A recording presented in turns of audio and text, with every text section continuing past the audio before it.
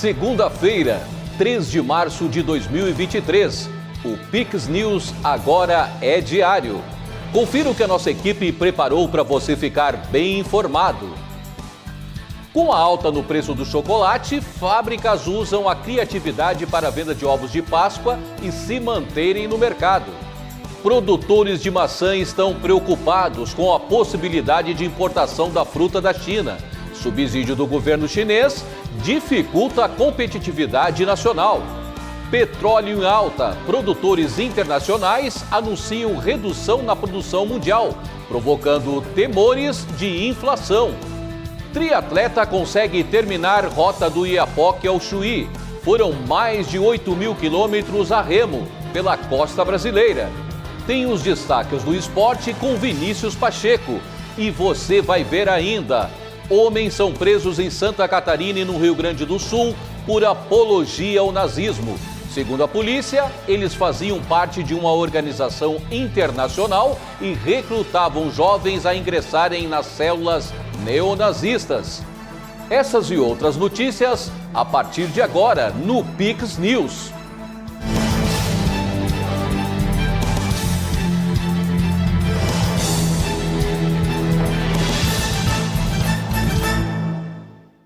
Obrigado pela companhia.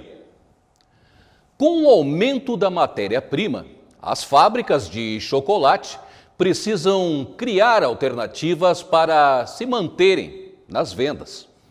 O ovo de Páscoa, por exemplo, aumentou 18% em relação a 2022. Com todo esse reajuste, as empresas têm buscado desenvolver outros produtos para conseguirem segurar as vendas nessa Páscoa. Uma das épocas mais doces do ano está próxima, a Páscoa. A festa cristã, que celebra a ressurreição de Cristo, também é marcada pelos costumes gastronômicos, com destaque, é claro, para o chocolate. Mas esse ano poderá não ser tão doce assim para o bolso dos consumidores.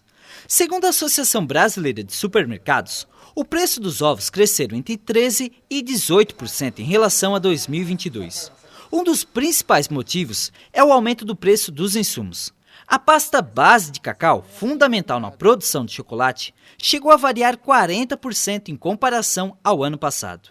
A solução encontrada para esses produtores foi reduzir na margem de lucro na média de 15%. Os insumos subiram muito, né? A massa de cacau, que se chama líquor de cacau, subiu 40%, né? Outros insumos menos. A gente não teve condições de repassar 40% do custo para o produto final, né? O que significa que nós temos uma margem de lucro menor, mas compensamos isso com uma venda maior, né? Já estamos próximos de bater o recorde de venda do ano passado e acredito que isso vai acontecer. Essa mudança no preço tem mudado também o perfil do consumidor. Nessa fábrica, os ovos variam de R$ 7 a R$ 95. E neste ano, a opção do consumidor tem sido buscar os preços menores. Cada ano tem uma característica diferente, né? E isso é muito da demanda estabelecida pelo poder aquisitivo das pessoas, né? Esse é um momento em que os ovos grandes, os produtos mais caros têm vendido menos, né? E os produtos de preço médio tem vendido mais. No ramo desde 89, a empresa iniciou a venda de porta em porta. Atualmente, tem buscado melhorar os resultados com a venda direta às empresas. O que acontece? A gente procurou mais empresas, né?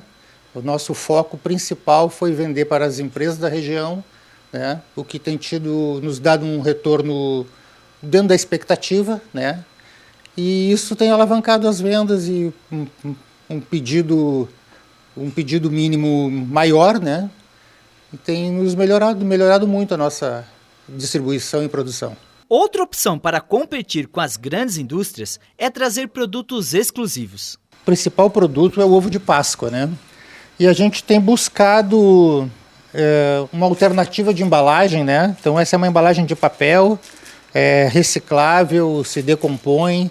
Então aqui a gente conseguiu eliminar 98% do papel chumbo, do papel laminado, e a tendência é que um dia a gente consiga, em breve, né, espero que logo, ter esse tipo de embalagem em todos os nossos produtos. Esse é um teste que estamos fazendo nessa Páscoa e a aceitação está sendo muito boa. Então nós temos aqui pirulitos de chocolate, cenourinhas, ovinhos e um coelho pai e filho. Produto infantil e exclusivo. Fora isso, tem produtos que a gente trabalha o ano todo. Esse aqui são 9 bombons trufados, um para cada praia de Garopaba. Esse é o carro-chefe da empresa, é o que a gente mais tem procura.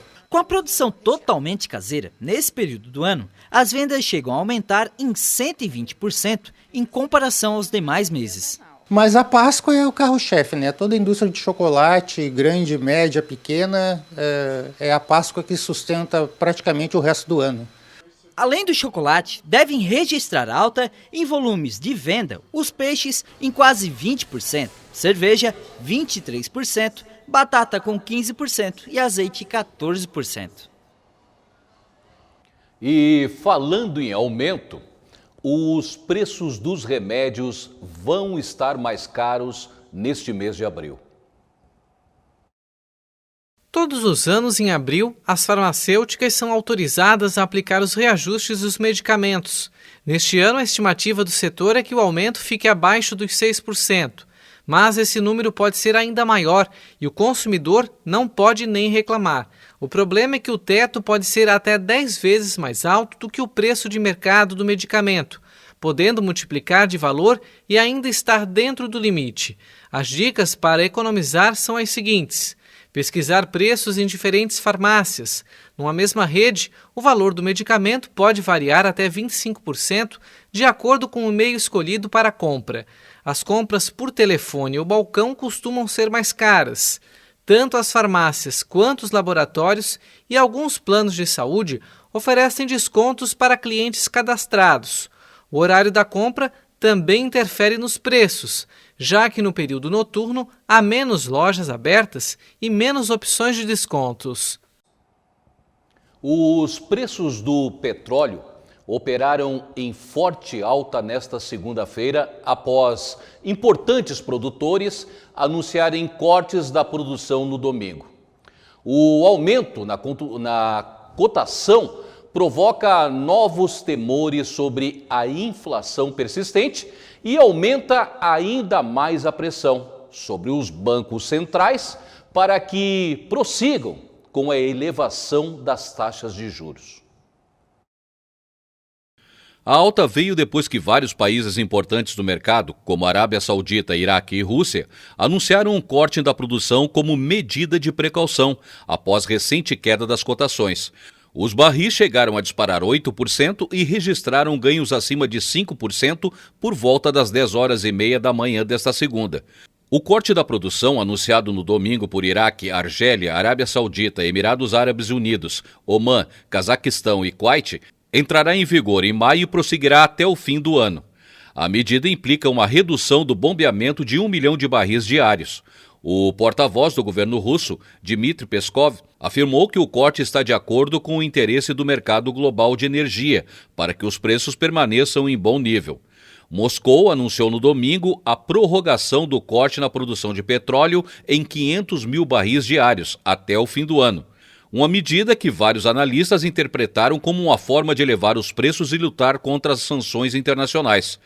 Os Estados Unidos defendem o aumento da produção de petróleo diante da alta da demanda, em um momento em que a China reaquece a atividade econômica, depois de suspender as restrições pela pandemia de Covid-19. O corte provoca novos temores sobre a inflação persistente e aumenta ainda mais a pressão sobre os bancos centrais para que prossigam com a elevação das taxas de juros. Os papéis da Petrobras tinham ganhos de cerca de 3% na manhã dessa segunda-feira, enquanto o índice Ibovespa registrava queda. As fortes tempestades e tornados que atingiram vários pontos dos Estados Unidos no último final de semana deixaram ao menos 32 mortos, de acordo com o balanço oficial. A previsão meteorológica antecipa mais condições extremas para esta segunda e terça-feira. Passa de 30 o número de mortos devido às fortes tempestades e tornados que atingiram várias regiões dos Estados Unidos no último fim de semana. Só no estado do Tennessee foram registradas 15 mortes associadas às condições climáticas. Em todos os locais atingidos pelas tempestades e tornados desde a sexta-feira, os moradores estão lidando com fortes danos, como carros virados, árvores arrancadas e casas destruídas. Também foram registradas mortes nos estados de Arkansas, Mississippi, Alabama, Indiana, Illinois e Delaware. Os tornados são comuns no país, principalmente nas regiões centro e sul. Na última sexta-feira, o presidente Joe Biden visitou o estado do Mississippi, onde há uma semana um tornado causou a morte de 25 pessoas. Em dezembro de 2021, pelo menos 80 pessoas perderam a vida nos tornados que atingiram o Kentucky. A passagem de um ciclone bomba muda a paisagem do litoral de Santa Catarina e do Rio Grande do Sul. Diversas praias da região sofreram ressaca durante o fim de semana. Nessas imagens da Praia do Rosa, é possível ver ranchos de pesca e barracas utilizadas para o comércio de bebidas que foram completamente destruídas. O fenômeno deve continuar agindo na região até o próximo domingo, trazendo frio e chuva durante todo o feriado de Páscoa. Donald Trump compareceu nesta terça-feira a um grande júri em Nova York, na condição de denunciado, um fato inédito para um ex-presidente. O republicano, que já lançou a campanha para 2024, é acusado de subornar uma atriz pornô. Donald Trump se torna nesta terça-feira o primeiro ex-presidente dos Estados Unidos a sentar no banco dos réus. Na semana passada, um grande júri decidiu acusar formalmente o bilionário de 76 anos pela prática de suborno. Trump teria pago $130 mil à atriz pornô Stormy Daniels para que ela não revelasse, semanas antes das eleições de 2016, um caso entre os dois. A relação teria ocorrido no ano de 2006, quando o republicano já era casado com Melania. Chamado de corrupto por Trump, o procurador distrital de Manhattan, Alvin Bragg, é quem está à frente do caso. O ex-presidente viaja da Flórida, onde mora, para Nova York, nesta segunda-feira. A polícia reforçou a segurança nos arredores da Trump Tower, de propriedade do bilionário. A corporação definiu estado de alerta máximo e cerca de 36 mil agentes de segurança estarão de prontidão. No sábado, dia 18 de março, Trump citou seus apoiadores ao publicar na própria plataforma, a Truth Social, que seria preso na terça-feira seguinte, o que não ocorreu. Uma semana depois, o bilionário garantiu, em discurso no Texas, durante o lançamento da campanha para as eleições de 2024, que não cometeu nenhum crime ou nenhuma contravenção. A investigação sobre o caso Stormy Daniels é apenas uma das várias que ameaçam o republicano. Um promotor independente está investigando o possível papel do ex-presidente na invasão ao Capitólio dos Estados Unidos em 6 de janeiro de 2021. Assim como a retenção de documentos confidenciais após deixar a Casa Branca. No estado da Geórgia, o republicano está sob investigação por ter supostamente pressionado funcionários a anularem a vitória do democrata Joe Biden em 2020. Trump, que deve fazer um discurso na noite de terça-feira, após retornar à Flórida, diz que é vítima de uma caça às bruxas e de perseguição política. E você vai ver a seguir: homens são presos em Santa Catarina e no Rio Grande do Sul por apologia ao nazismo. Segundo a polícia, eles fazem parte de uma organização neonazista internacional. Triatleta completa percurso do Iapoque ao Chuí. Foram mais de 8 mil quilômetros pela costa brasileira. E tem todos os detalhes do esporte com Vinícius Pacheco, aqui no estúdio. Nós voltamos já.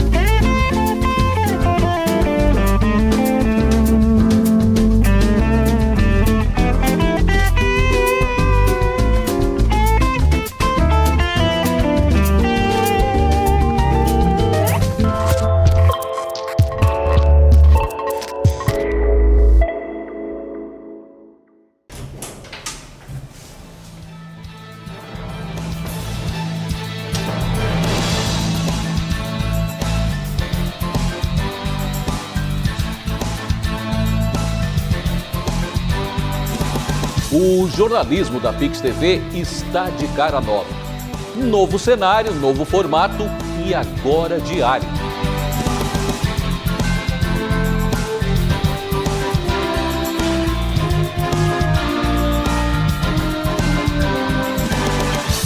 Mas a nossa missão continua a mesma: levar informação, debater a política e o cenário econômico, o cotidiano e as notícias mais importantes da sua região, do Brasil e do mundo.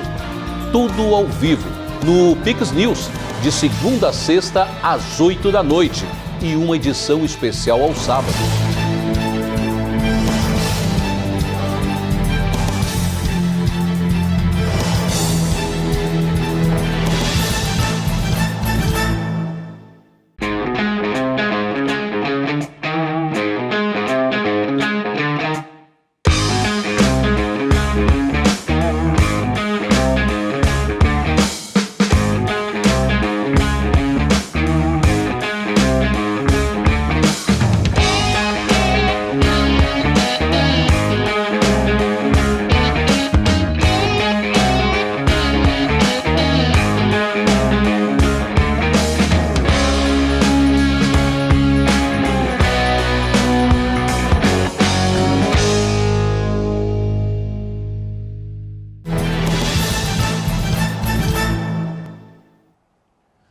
Produtores de maçã estão preocupados com a importação da fruta chinesa.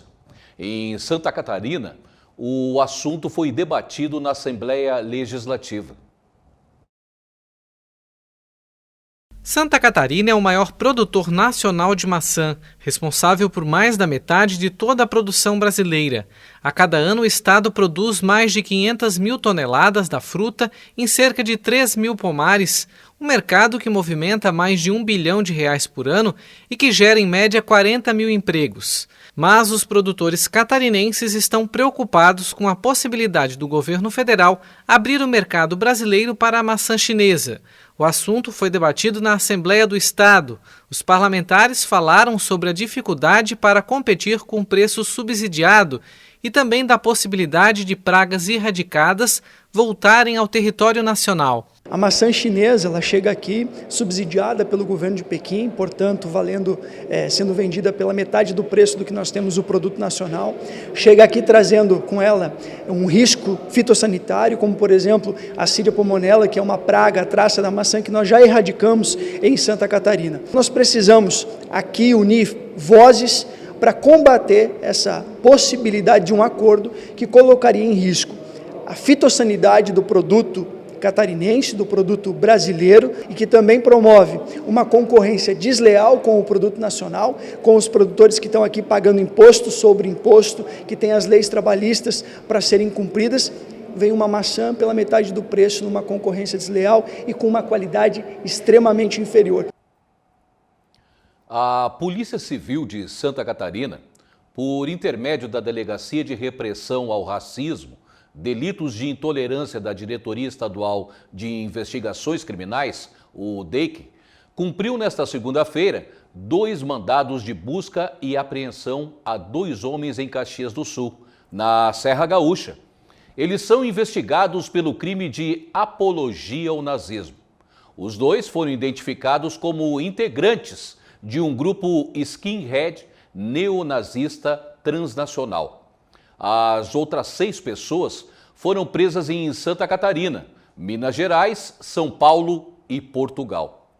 O aprofundamento acabou demonstrando que não se tratava de uma mera associação criminosa, mas sim uma célula autorizada dessa organização criminosa transnacional, em que eles tinham contato próximo com diversos outros países, em que eles reforçavam toda essa união e se dedicavam primordialmente à prática de crimes raciais. O discurso de ódio, realmente, nem todo discurso de ódio acaba sendo considerado crime, mas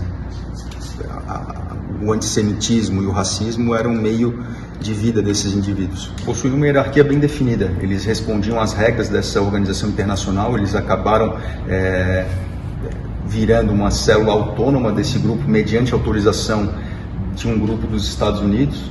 Eles possuíam uma hierarquia em que havia o porta-voz do grupo, havia o tesoureiro do grupo, eram feitos pagamentos de mensalidades eram feitos controles da hierarquia do grupo, em que aqueles que visavam ascender na hierarquia do grupo precisavam passar por um período de aprovação e posteriormente serem aprovados como tal. Desde que cumpre o seu papel de repressão a esse tipo de delito, com investigações qualificadas.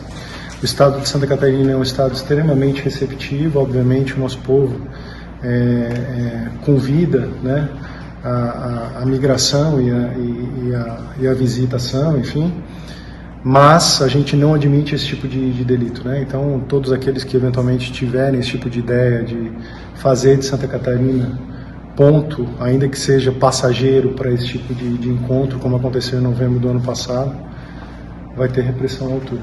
O que o senhor pode nos falar sobre as características da atuação desse grupo que foi descoberto? O que a gente verifica é uma estrutura extremamente hierarquizada, né? O que qualifica esses indivíduos como organização criminosa. O fato de terem sido presos, né, ainda antes de cometerem eventuais delitos violentos mostra, né, a necessidade de especialização das nossas unidades para a investigação desse tipo de crime.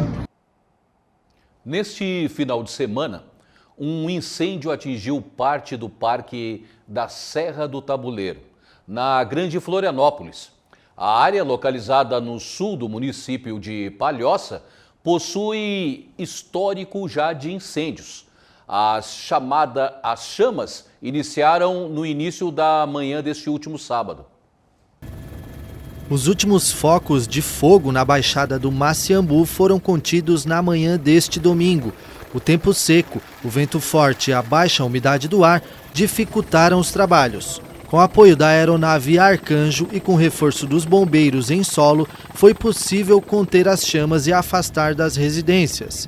Uma equipe do Corpo de Bombeiros será mantida na área do parque, que fará monitoramento inclusive com auxílio de drones.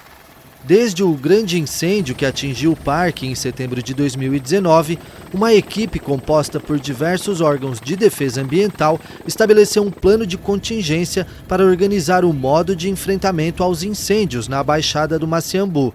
Durante a ocorrência, foram utilizadas 11 viaturas no combate ao fogo.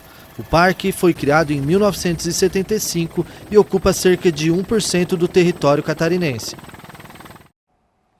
E agora vamos falar de esporte. Final de semana movimentado com os estaduais.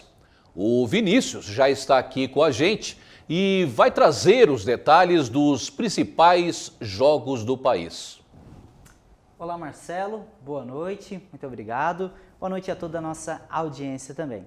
E teve, nesse final de semana, a bola rolou pelos estaduais e teve até clássico nessa primeira rodada, mas teve também novidade, com times nem tão conhecidos assim, que chegaram numa etapa importante, podendo até ser campeões. No Rio Grande do Sul, Caxias e Grêmio se enfrentaram pelo jogo de ida para a final do Campeonato Gaúcho. Quem saiu na frente foi o Caxias, logo no início do jogo. Aos 7 minutos, Adriel abriu o placar após invadir a ponta esquerda e chutar cruzado. Ainda nos acréscimos do primeiro tempo, o Grêmio empatou após cobrança de escanteio. Bruno Vini escorou de cabeça para o meio e Vina, na pequena área, desviou para as redes. O jogo terminou tudo igual, 1-1. Em Santa Catarina, o atual campeão catarinense Brusque foi até Criciúma enfrentar o Tigre. O time carvoeiro fez o único gol da partida, já aos 45 do segundo tempo. Lohan dos Santos marcou após receber dentro da grande área. O gol levou 3 minutos para ser confirmado após checagem do VAR. Final de jogo, 1-0 para o Criciúma. Já na final do Campeonato Paulista, Água Santa e Palmeiras se enfrentaram na Arena Barueri. O Verdão começou pressionando e exigindo boas defesas do goleiro Vinhas, mas quem marcou ainda no primeiro tempo foi o time de Diadema, Bruno Mezenga, após cobrança de escanteio. Também de escanteio, o Palmeiras deixou tudo igual com a joia da casa Hendrick. Mas aos 47 do segundo tempo, Bruno Mezenga, novamente, após receber uma bola enfiada na grande área, deslocou o goleiro e deixou o Água Santa com vantagem de 1 gol para a próxima partida. Final de jogo, 2-1. Fla-Flu na final do Rio de Janeiro e teve lei do ex 2 vezes. Ayrton Lucas e Pedro marcaram os 2 gols da partida para o rubro-negro. Com troca de passes em frente à área, o lateral esquerdo recebeu livre e chutou cruzado, Já o Pedro recebeu na grande área e bastou deslocar para o fundo da rede. 2-0 para o Flamengo. Pois é, Marcelo, como você pôde ver ali, nada definido, embora o Flamengo tenha aberto o placar de 2-0, ainda é clássico tudo pode acontecer, então não está definido, e os demais jogos ali, a diferença é pouca, alguns jogos empatados, então nada definido ainda. Mas agora, Marcelo, nós vamos falar de uma fera, que inclusive já esteve aqui na Pix TV, né, Marcelo? Você assistiu também aqui pelo Estúdio 1, teve a participação para trazer o Adelson Rodrigues aqui, Marcelo. E hoje a gente conversou com ele que concluiu há poucos dias o percurso do Oiapoque ao Chuí. E sabe como? De remo. Mais de 8.000 quilômetros de distância na costa brasileira. Hoje à tarde, tive uma conversa com ele para falar como foram os desafios dessa expedição. Foram mais de 3 anos no mar até Adelson fazer o trajeto do Oiapoque ao Chuí de remo. A expedição finalizou no fim do mês de março. Foram mais de 8.000 quilômetros de percurso, distância que exigiu bastante preparação do atleta. Eu me preparei remando 2.000 quilômetros antes disso, tá? Em 2019, e 2020 eu comecei a expedição. E além do que, todas as modalidades esportivas que eu participei na minha vida, de triatlon, natação, corrida, ciclismo, serviram para essa base, né? Porque não tem como você fazer um treinamento específico para algo de 8.000 quilômetros remando. Você tem que ter base sólida, né, para poder estar inserido nessa distância. Não dá, por exemplo, para você falar assim, não, eu vou remar 8.000 quilômetros e vou fazer um treinamento aí de 6 meses, 1 ano. Isso seria praticamente inviável, né?